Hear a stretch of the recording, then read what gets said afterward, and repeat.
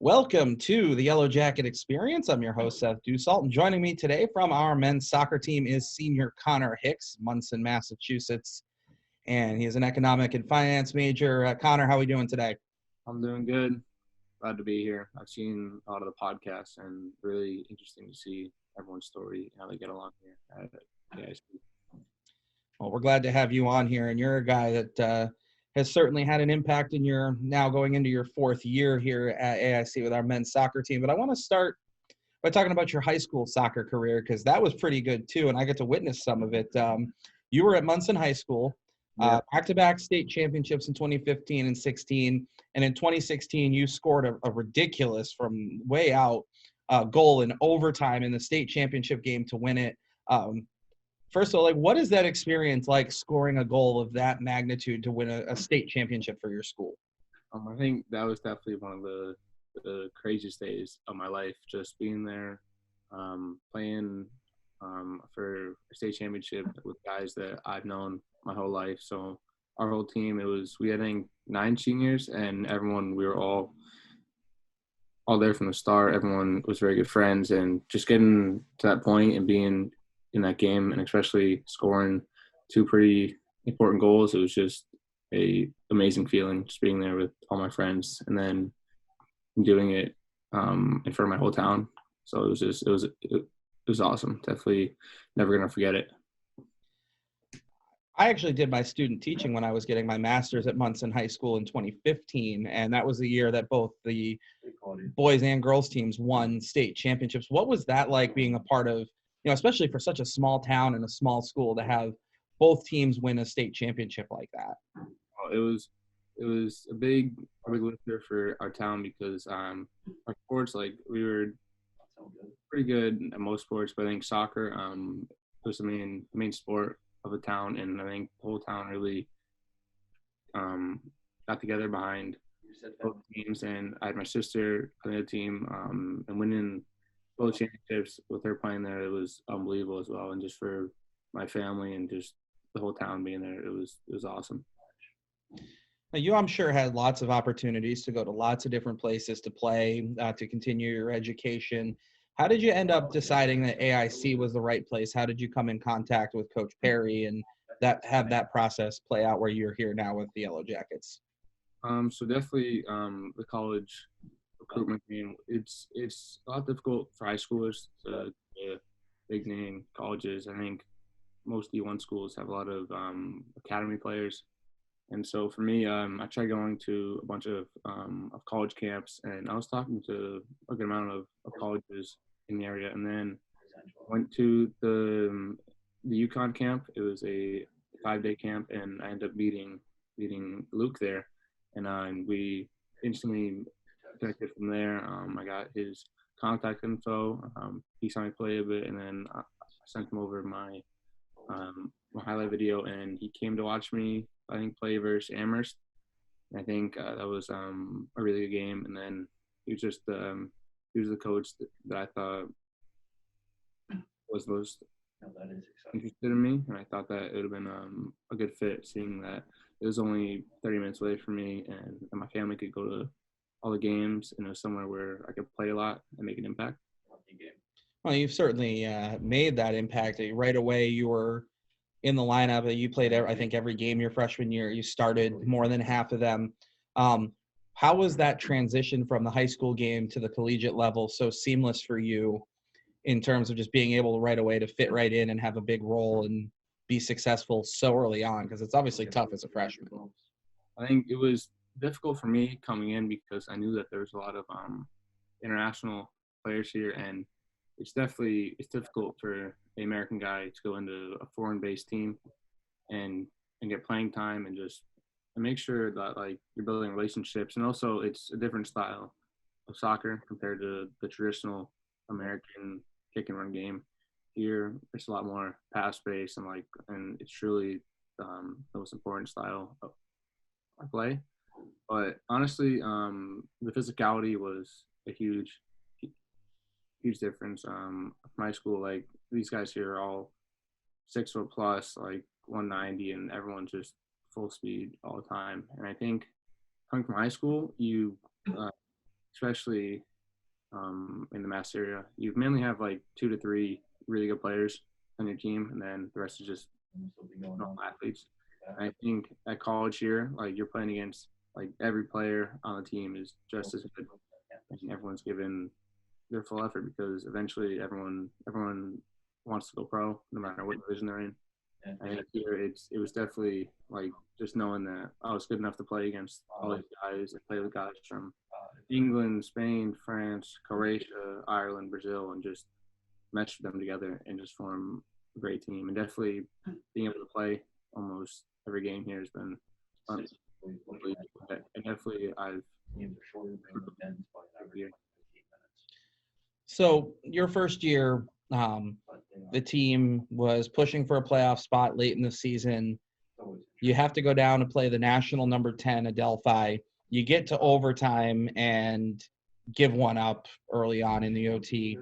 Obviously heartbreaking, but what did the team get out of that experience that allowed them to then the following couple of years have the kind of success that we've had? I think that game might have been one of the most important for our time here, just because of the magnitude of it.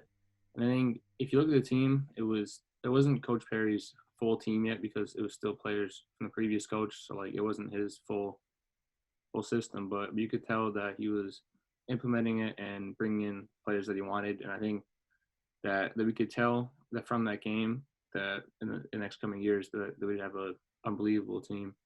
And I think knowing that we went up against Adelphi in their place, starting 6 freshmen and bring them to overtime and losing in a way that we shouldn't have lost, and it still haunts us to this day. And I think like knowing that we could be there and play against them and really give them a fight, I think it set the tone for our last couple of years here.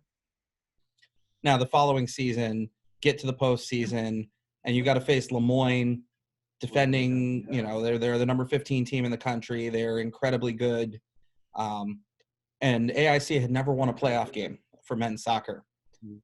What allowed the team to go into Syracuse and walk out of Ted Grant Field with a victory? That season, it was actually one of the craziest seasons that I've ever been part of. I was actually looking at it the other day, and we started off 0-5, didn't score a goal for 5 straight games, and then we ended up going like we won 6 out of the next 7, tying SNU, beating Connecticut, and then if you look at that, our second game of the year that year actually played against Lemoyne, and they smacked us. We lost 6-0. We had a red card, and it was awful. And I think like going up against Lemoyne on that day, we knew that they probably thought that they were just going to walk all over us, but we were really hitting our stride. And actually, we got to the game and we forgot our speaker. So we had no music. We're in a locker room and just everyone is just on their phones trying to play some music, and we go out there. And I think it was just we knew that we had nothing to lose, and just to beat them like that, I think we went down 1-0, and then Jake scored the PK, and then Alex scoring that goal at the end. It was just an unbelievable game, and like everyone from the starting 11 all the way down to the bench and the staff and even the parents out there, it was just an unbelievable game. I'm going to flash forward ahead to the next postseason game or the next year, and you're down at Adelphi. This is the team that had knocked you out 2 years ago, number 6 in the country. We were basically given the snowball's chance in hell of winning that game. Come back from down 2-1. Jake Durham scores the tying goal, scores the winning goal. I guess your sense of just what happened there with him and that allowed him to kind of carry the team at the end to that victory. I think last season he was a great leader through it all. I don't think he probably didn't score as much as he wanted to, but I think it's because he took a more defensive role and a more of a team player role, and I think that really helped everyone around him. And I think that game that he played unbelievable in those 2 goals. I think like um, it was just it was crazy because I think he, he probably deserves it out of everyone on the team being there for 4 years, captain, and really changing the tone of the team. And I think that game really showed what he was about. I think being at Adelphi after them knocking us out 2 years ago, and then we tied them sophomore year to send us into the playoffs, and then we had recently just lost to them 2-1. And I think going there and finally beating them after 3 years of being here is just a unbelievable feeling. Now, you had a little extra support that night, and I know that the men's soccer team and the women's soccer teams here are obviously pretty close with each other, support each other pretty well. What did it mean? It just worked out that they were also going to play Adelphi in their postseason game the next day. What did it mean to actually have that whole team there to support you guys that night? Oh, it was huge because I think going away, and especially for our team, like it's not a lot of families that are actually like because we're so internationally based that we don't really have many fans, like not many parents come to the game and stuff. So I think being there away, and I think we didn't even know that they were coming either. And I think it was a couple minutes in, and then we started hearing noise and chanting, and it was just an unbelievable sight to see all them coming and supporting us on the sideline. And I think that really helped us push through overtime because that was a tiring game and it was cold, raining. I think just having that extra support there really helped us go a long way. Now, obviously, your senior year hasn't been anything like what I imagine you were picturing it as being. But we're going to get to play a spring season at least and have some games. What kind of things are you looking to accomplish this spring, now as a senior or fourth-year player on this team? Well, I think a good amount of us, or I know me and a few others are actually planning on doing a master's and coming back and playing for 2 more years after this. So I think that'll be great that there's me, a core of us who have been here for so long. And I think it'll be going on me playing 6 years of soccer somehow. And I think just this spring is just really trying to get everyone together because I think the most difficult part about the whole COVID thing is that we're not like interacting as much. There's no locker room, so like there's none of that. Just like banter, just getting getting to know the guy next to you, like what he's about, what's his character like, and just like I think that's been the toughest part. But I think it's just trying to stay fit and then go into the summer, try and play a USL2 maybe with the Pioneers, and then just get really fit and just back to playing every day, and then hopefully come in next year and win the NE10.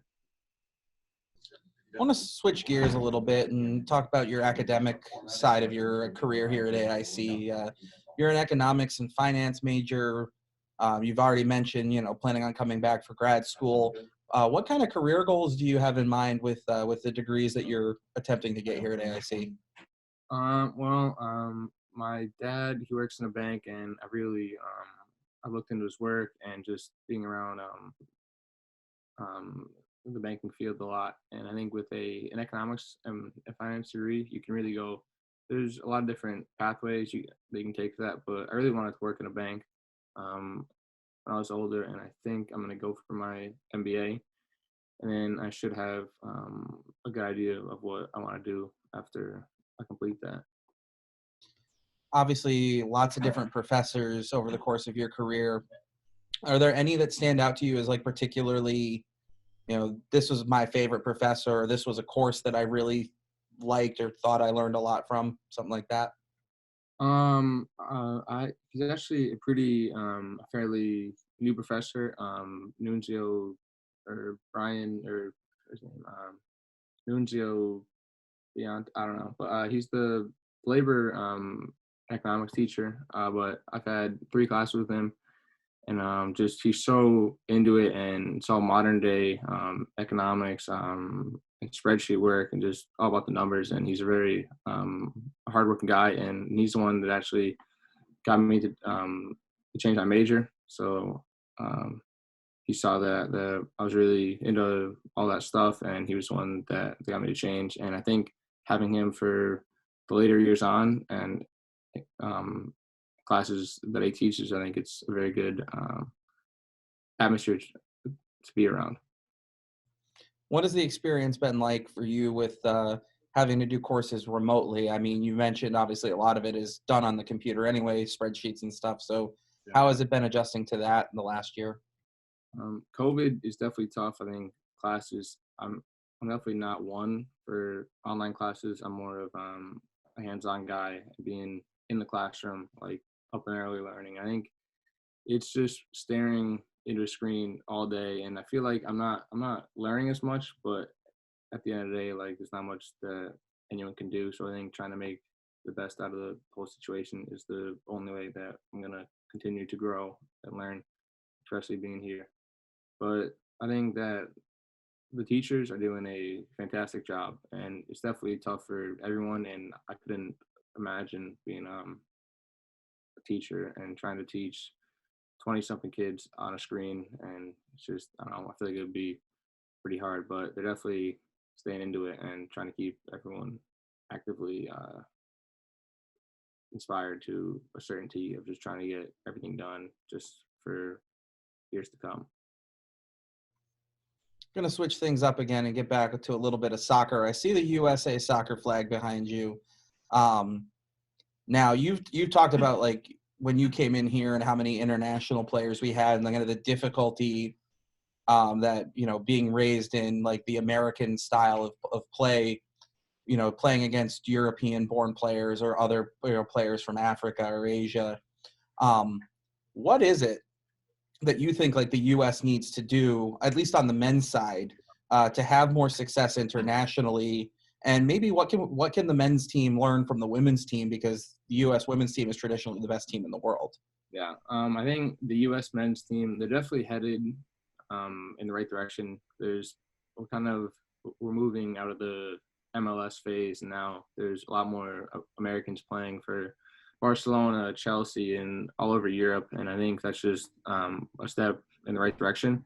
But to me, I feel as though the biggest thing in America is when you're young and to play like actual like decent soccer, it costs a lot of money. Like I'm talking like 1,000 a year just to play travel soccer, and not every family has that. And there could be talented kids out there that just don't have the money to play and grow. But if you look in Europe, the prices aren't even close to that, and there's so many like free travel teams or just like so little payment for teams, and just to be like able to play soccer at a high level. And that's the biggest thing growing up, because there's so many like fundamentals and techniques that they have to learn at a young age if you want to be successful in the sport. And I think that in Europe they do such a good job at that, and that's where the difference between the American style game and the European game plays a huge difference. It's not more physicality here; it's more technique and knowing what to do with the ball, and not just kicking it 100 yards and just sprinting after it. What's something that you enjoy other than soccer, or maybe just outside of sports in general, maybe a hobby that you have, or something that you're into that people might not necessarily know about? Other than sports, I think definitely with COVID, the only thing that I can really think of is just playing Xbox. Really, I mean, I play Warzone, FIFA, Call of Duty. It's just to keep the mind off of things, just so it's not always soccer in school, and you can't really do much nowadays because of COVID. So definitely, I think a lot of people have turned to video games or anything really online. But I play a lot of that, and it's fun to play with the friends and stuff, and got all my friends back home and here. And I think it's been a fun thing to do though on the side. Is there a particular game that a lot of guys on the team like to play that you guys maybe play against each other just to get that competitive spirit going? It used to be FIFA a lot. Like everyone was always playing FIFA, but now everyone plays Warzone. It's the Call of Duty battle royale game, but like I'm always playing with Dave, Jakob, Edwin, or Mike, and then I know a lot of the guys. Like, I don't know, it's just fun to get a full squad out there and just trying to win. The final question, we ask everybody this question, other than your parents, because that would probably be most people's answer. Who is somebody who's had a major influence on you, and how have they helped shape who you are as a person? I think growing up, my club soccer coach, Mike Ruette, he was my club soccer coach going up through all my years, and just playing under him. He went to Old Dominion, and he was from my high school, and so he knew what it was like playing there. And I think he taught the game to me so well, and I think it's so underappreciated having a good coach, especially in America, who knows the game fully and is just willing to dedicate it all just to one team and a person. But he taught me so many fundamentals, techniques, and just the whole game itself. And then he actually became my high school coach for my sophomore and junior year, and he took our team to the state championship, and we ended up winning our first one since 1991. And then he tried getting me to go to WMA my senior year, but we both kind of decided that it would have been right for me to stay at Munson because all my friends are there. But he's watched me through college. And I think without him, I would be nowhere close to as good as a soccer player that I am now.